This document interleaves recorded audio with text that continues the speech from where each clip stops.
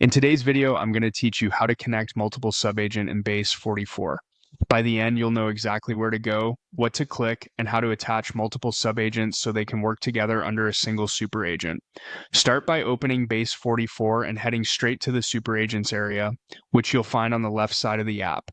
Think of a superagent as the coordinator that brings several subagents together. It's the home base where you centralize tasks and decide which specialized subagents should collaborate. When you arrive in superagents, you have two clear paths. If you already have a superagent set up for your project, continue with that existing agent. This is great when you're expanding a workflow you've already started, because it keeps your configuration and history intact. Simply open it so you're inside the superagent where you'll manage connections. If you're starting fresh, click Create a new superagent. Give it a clear, recognizable name so it's easy to find later. A descriptive name makes it simpler to search and reduces confusion when you return to add or adjust subagents over time.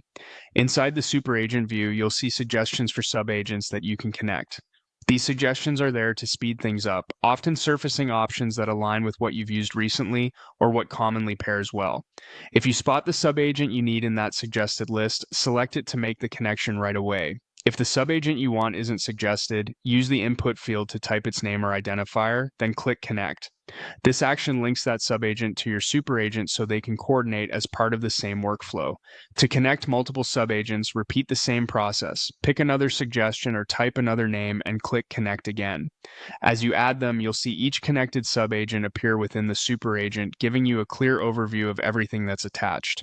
A few quick pointers as you work. Choose subagents with roles that complement each other to avoid redundancy.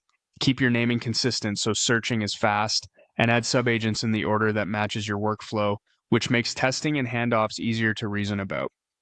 If you're unsure which one to add next, start with the essentials and build from there for a cleaner, more maintainable setup.